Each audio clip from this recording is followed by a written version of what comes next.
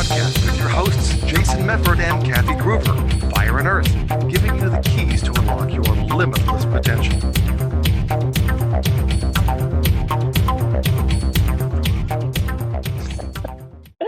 Hey, everybody. Welcome to another edition of the Fire and Earth podcast. I'm your co-host, Kathy Groover. And I'm Jason Medford. And today we're going to talk about something that hopefully none of you have experienced, but I know that I've experienced in my life, and you probably have too, Kathy, which is burnout. No burnout? I've been doing massage for 30 years. I don't get tired of touching people ever. Yeah. Yeah. So burnout. Yeah. Right. I guess because you've talked a lot about this, from the work you've done in stress management, right? People feel burned out, right? Or they get burned out, I guess, after being stressed for a long period of time. Yeah. Right. So I guess what can people do to either never get to that point, right? Because it seems like stress, burnout, right? Finito, caput.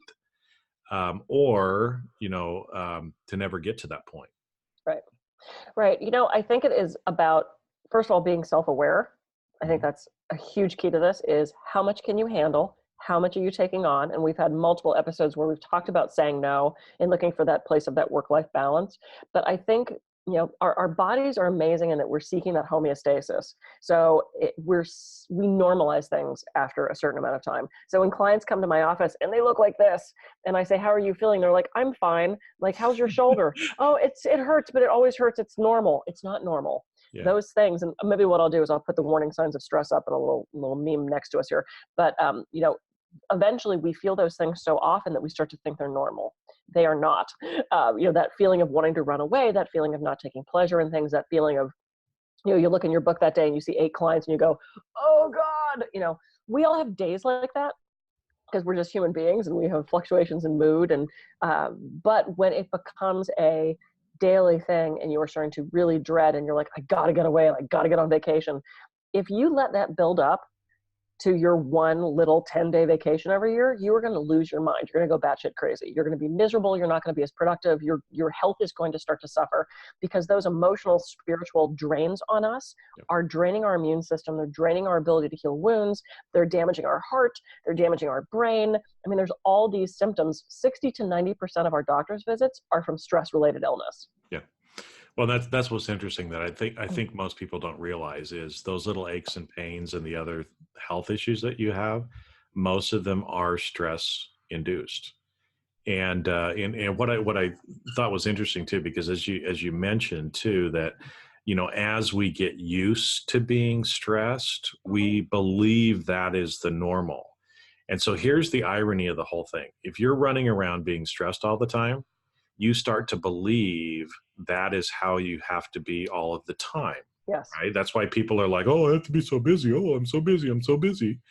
And the problem is to actually relax feels unnatural. And so you actually fight so that you don't have to relax because you feel like you have to be stressed, even though you don't realize it. You're saying to yourself, "Oh, I just need a vacation." But really in your subconscious, what you're saying is, no, you don't. You got to work, right? Well, it's like when you try to stop drinking caffeine, for any of you that have ever done that, you're so used to that jolt, that buzz, that high, that then you stop the caffeine and you're like, "I feel like crap, I'm tired." Your body gets used to that level of energy. I have two examples about this. So my father just passed away and I had a client last week say, "How are you dealing with that?" And I said, I'm actually surprisingly dealing with that really well. I said, "I don't really feel stressed." And she kind of laughed a little bit. And I said, "Why are you laughing?" And she said, "Can we review the last 6 months of your life?" She said, "You left your husband, you moved, you're revamping your business, you started a new relationship, you're traveling more, and your dad just died." And I went, "Oh yeah." Yeah. And I didn't realize that I mean, sure, I can say, "Oh yeah, okay, maybe I am stressed." But here's what's funny. I don't feel any symptoms of stress except my memory is gone. Like things I have known my entire life, blank spots. Like I have driven to the same guy's office every Thursday for 15 years. And I got on the freeway last Thursday and went, I don't remember how to get there. What exit do I get off of? I could not for the life. Thank God my body just took me there. Mhm. But I've been having that with names. I've been having that with places and events and things like that. There's this blank spot. So on some level, even though I'm not cognitively aware of it, my body and mind are exhibiting signs of stress and burnout from dealing with all these emotional things that I've dealt with. Mhm. You can get that with physical burnout as well if you have a very physical job. And I feel that sometimes with the massage, my body just gets tired from the physicality of that action. So if you're in a job where you're doing a lot of physical work, you can get burnout from that as well. So, Mhm. I was experiencing stress. I didn't even know I had made it normal. It just seemed normal to me. Well, and I think that's what most of us do, is that we don't realize until it's actually gone.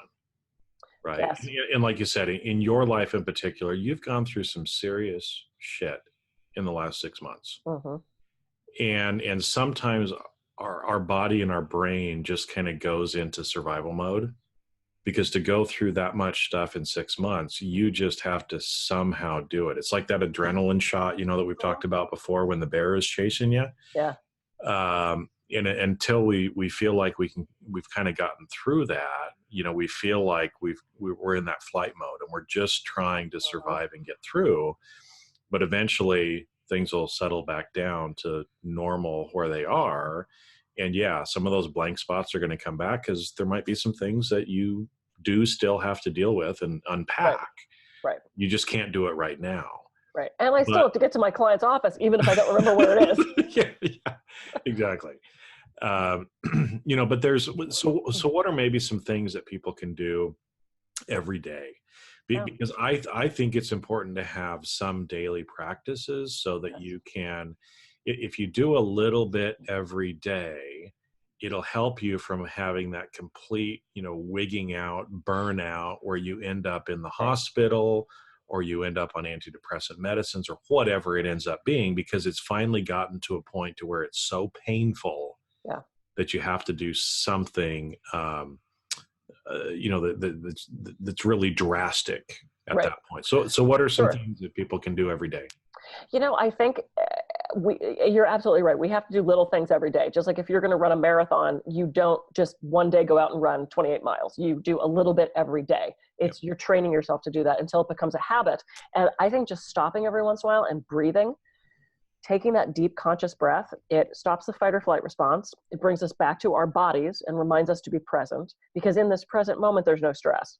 There's no stress right now. It's the past, things we're dragging along with us, or those what ifs, those things we're thinking about in the future. Right now in this moment, there's no stress. Mm-hmm. So doing little things throughout the day, getting up, if you're a computer person, getting up at least once an hour, once every 50 minutes, that's 50, and stretching and moving your body and changing positions. If you've got a sit down, stand up desk, adjusting that, making sure you're changing your physical position, making sure you are eating. I know people that get through the entire day and then they go, oh, I haven't eaten all day. Now, I don't know how they do that. I eat like every 10 minutes. Like every time we record, I'm constantly like stuffing something in my face in between episodes. I'm starving all the time. Every time I call my boyfriend, I'm eating, and he's like, you really need to eat more. I'm worried about your health. As a joke, because I'm constantly eating. Making sure you're eating, making sure you're staying hydrated, making sure you're breathing, doing a short meditation practice or a walk, or doing something. You've got to do something every day, because I have heard so many people say, oh, I just need a break. I just need a break. Oh, give me a break. And then what happens? They actually break something. Their body subconscious goes, oh, okay, how about an arm? And they end up in the hospital, or their back goes out, or they get into some sort of accident where they are given that break, and it's a forced break. And I would much rather see people choosing to put themselves on that to-do list and taking that daily pause, taking that daily little vacation, as opposed to letting it build up and hoping once a year you get away somewhere. And the cool thing about visualization, and I send people on vacation with visualization, our brain doesn't know the difference between what we're thinking about and imagining and what's actually happening. So if you picture yourself right now sitting in that chaise lounge, trailing your hand in the sand, and you take that deep breath and you can smell that ocean air, maybe that, like the wafting of that coconut oil, and you hear the birds overhead and you hear the water lapping up on the ocean, and you can taste that, like that salt air and that frosty beverage. And like if you do that for 5 minutes every day, your brain thinks you're on vacation. It just takes Well, 5 minutes. yeah, It's and incredible. even because the interesting thing is even as you were just sitting there saying it, and I was trying to visualize it a little bit, I felt like a literal shift in my body of the energy, and almost Yeah. like a little goosebumpy Hmm. kind of thing, for lack of a better term for it. And Yeah. it is, and like one of the things that you brought up was not eating, and I find myself in that case quite a bit. I'll get up and I usually have a banana and some coffee in the morning, and then I just kind of get into work mode, and I do try to get up and take a few breaks and stuff like that. But one of the breaks that I don't take often is actually eating. Mm. And so what I've found too is that all of a sudden in the afternoon, I'll have a little bit of a headache. And, I realize that, again, as I've gotten more conscious of this, that, when I don't eat, when I don't drink enough during the day, that you get a little bit of a dehydration headache and Hmm. lack of food headache in the Blood afternoon. sugar. It's the blood sugar issue. So again, it's like, well, come on, Jason, wake up. It's like, take 5 minutes, take 10 minutes Hmm. to just put something in your body, so that you don't end up having the headache at the end Right. of the day.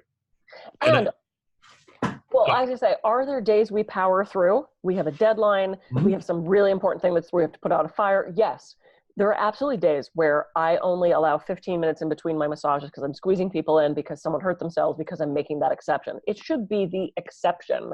right. It should not be the rule of you stuffing a donut into your face at 2 o'clock in the afternoon because you realize you haven't eaten yet today. That shouldn't be a daily habit. And it is about creating those habits and having that compassion for yourself.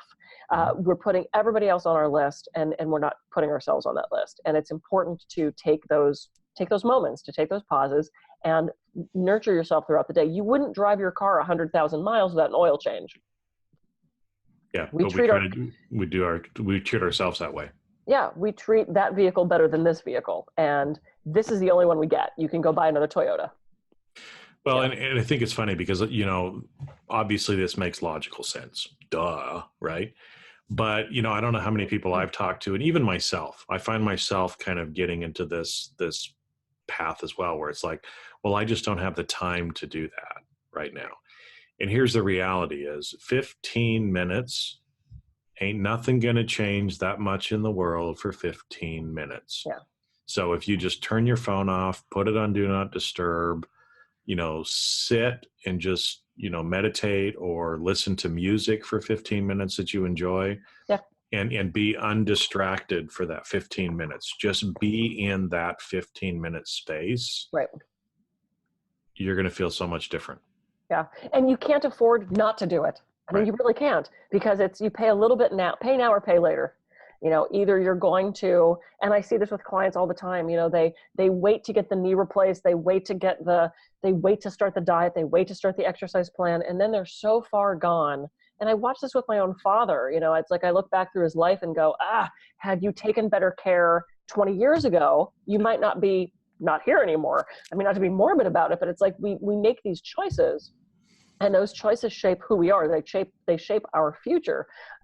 What are we waiting for? Today is the day to start taking care of yourself and finding that balance, or you're going to burn out and you're going to have to leave whatever profession you're in. I've seen that happen too. And I told someone the other day, I said, yeah, I've been doing massage for 30 years. And they went, what? And I said, it's so weird because I'm only 32. I must have been a Child labor. I had really small hands, but they were very strong. But somebody said, well, what's the average lifespan of a massage therapist? And I said, 3 to 5 years. Mm-hmm. Some of them barely make it past the first year because either they realize they can't make a living at it, or they hate touching naked people, or they hurt themselves physically. They get emotional, spiritual burnout.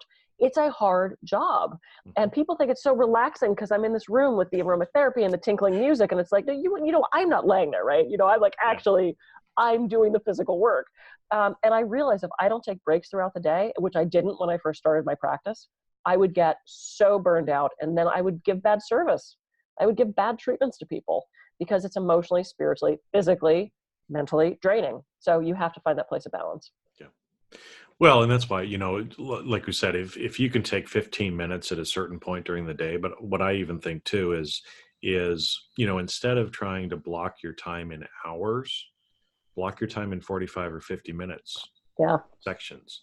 and then take that 5, 10, 15-minute break in between. Mm-hmm. And the funny thing is here's kind of like a radical thought is, people in general, if you go back to like the 50s, smoke breaks were like a normal part of the business Yes. day, right? Yep. And so here's the irony. I think we are probably less healthy now by having people not smoke than we were back in the 50s. Now, a lot of people are going to go, oh, that's just crazy, because of lung cancer and all that. Okay, I know the physical effects of smoking, right? But the fact that you were forced, or not that you were forced, but you were allowed Yep. to take that time every hour, 2 hours, whatever, to go have a smoke break. Mm-hmm. How many people don't do that now in the business day? And so, like you said, they get in 8 o'clock, 8:30, slam to the desk. People look at you funny if you try to go to the bathroom or other stuff. And that increases the stress level, which also increases the health risk issues that people are dealing with. Yep. I am so glad you used that example. Okay, so first of all, sitting is the new smoking. So if you're sitting all day, that is starting to show that it has just as bad health effects as smoking. I have had people, this was years ago when so many more people were smoking. Beth gets out of the office every hour because it smokes. I don't get to do that. And I'm thinking, you could. Mm-hmm. Just go out. You don't have to smoke. Just go out for 10 minutes and do whatever you want. And the times that I have, because I do smoking cessation with my hypnosis practice, one of the main reasons people miss smoking once they're done is they don't have that break. They don't have that excuse to go stand in their garage, or because most of them, for some reason, went and smoked in the garage, or have that break to go outside. And I said, okay, what can you replace that with? What do you like to do? Well, I like to do puzzles on my phone. Okay, so you're now break every 2 hours, rather than going and smoking, is you go and you get 10 minutes of puzzles on your phone. Or you get to do one crossword puzzle, or you get to do one round of cornhole with your kid. It's like substitute. That doesn't have to be a bad habit to get you out of the office. Pick that good habit, that good break. The other night I was feeling pretty down. I was just in a state, everything kind of cascaded down on me at once. And so I got on the Magic Castle Facebook page, because I'm a member at the castle and I love magic. And I said, okay, guys, I'm feeling kind of down today. Cheer me up with some amazing magic. And I did that in the morning, and I kind of didn't look at anything throughout the day. I really checked out. But I canceled a couple clients. I said, look, I'm grieving today. I need to just be home alone. I can't treat you. And it's not going to be good if I try to treat you today. Everyone, of course, understood. And I got home and I watched an hour of magic clips that all of these friends of mine had sent. It was the best thing I could have done for myself, because by the end of that, I was enlightened. I felt lighter. I felt happy. I was rejuvenated. And I realized, ask for what you need. Hey guys, I'm down. Someone cheer me up. And 2, give yourself permission. I do not cancel clients. I mean, like, I have to be bleeding from the eyes in the hospital to cancel clients. And that day I said, you know what? I need to take care of myself. And if someone came to me in this situation, I would tell them to cancel their clients and go home. So I took my own advice. You have to know what you need. You have to ask for it and not be afraid of the fallout on that.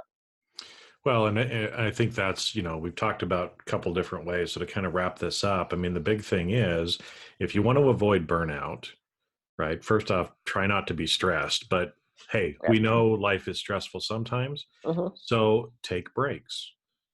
Take breaks during the workday. Take breaks that are just for you.